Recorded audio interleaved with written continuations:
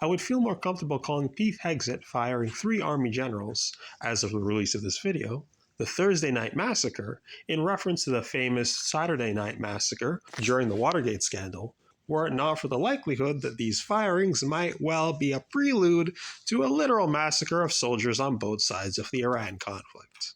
I have a half tongue-in-cheek rule of thumb here, that we can have a pretty good idea of what might be next in the Iran conflict based on which branch of the US military is seeing its top officers depart. If it's Army officers leaving, it's probably a prelude to a risky Iran invasion of Iranian territory. If it's naval officers leaving, it might be a prelude to a reckless attempt to force open the Strait of Hormuz with the US Navy. If it's Air Force officers leaving, they might well be planning to drop a nuclear device.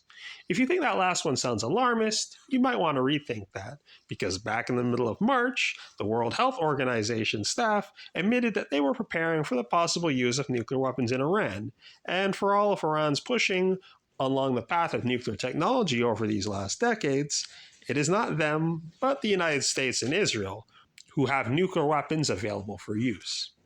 But in this particular case, it is Army officers who are being forced out.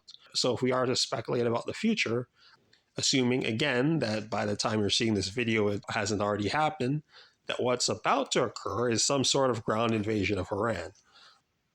But instead of speculating about what that might look like and why it might occur, I think it might be important to consider this firing beyond the context of a possible upcoming action in Iran.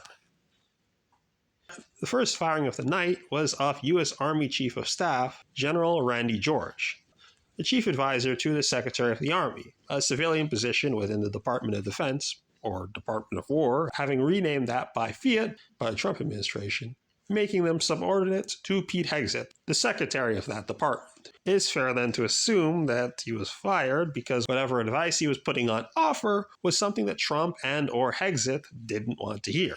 The other 2 Army officers fired, at least as of the time of the recording of this video, it might be more by the time you're seeing this, are General David Hodney and Major General William Green Jr., the head of the Army's Training and Transformation Command, appointing last October, and the chief of the Army chaplains, respectively. Starting with the most explicable, insofar as any of this could be considered explicable, we can look at the Chief Army Chaplain, as Hegseth's department has recently announced 2 significant changes to the Chaplain Corps.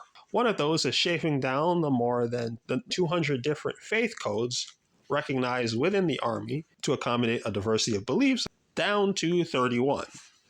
The other is having Army chaplains replace the rank insignia on their uniform with the religious insignia that they represent. Both changes can be understood as part of pulling the United States military towards explicitly reflecting Pete Hegseth's own strong evangelical beliefs, represented rather recently by his prayer before a religious ceremony at the Pentagon for, quote, overwhelming violence of action against those that deserve no mercy. It is not hard to imagine that someone in a position that's had to serve as the head Army chaplain over a variety of faiths probably doesn't fit the Trump administration's vision for religion in the U.S. Army, which might be particularly relevant if a large swath of service members are about to be given last rites as a consequence of an upcoming military operation. As for what the case might be for the firing of the head of the Army's Training and Transformation Command, there's not quite as great a wealth of information to build speculation off of. The U.S. Army Transformation and Training Command was founded just last October.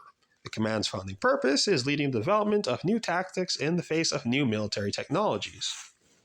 It is not inconceivable that he's played an important role of a conflict that has been so sharply defined by the importance of cheap unmanned systems being deployed by Iran against the United States, Israel, and their Gulf allies. So it's not difficult to imagine that the general might have been on the front line of disagreeing with plans that Pete Hegseth and the rest of the Trump administration have for the Iran war moving forward.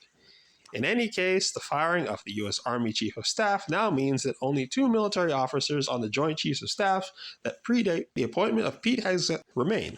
The 2 are General Eric M. Smith and General B. Chance Saltzman. It was the Joint Chiefs of Staff on January 12, 2021, that put out a historically unprecedented memo condemning the attack on the U.S. Capitol by Trump supporters as inconsistent with the constitutional process, while also backing up the inauguration of Joe Biden. It is therefore not impossible that the Trump administration is using dissent against the Iran operation and other actions to fill the top ranks of military leadership with loyalists that may not only refuse to stand against any actions they might take in the future in regards to elections and their results, but maybe even actively enable those actions. Whether or not the current purge of U.S. Army leadership reflects an attempt to ensure compliance with the Trump administration's vision for the special military operation against Iran they're plotting to intervene ahead of and after future elections, or both, it can be safely assumed that whatever is on the way will be very dangerous for the United States, if not the world. Thanks for watching. Please like, share, comment, and subscribe.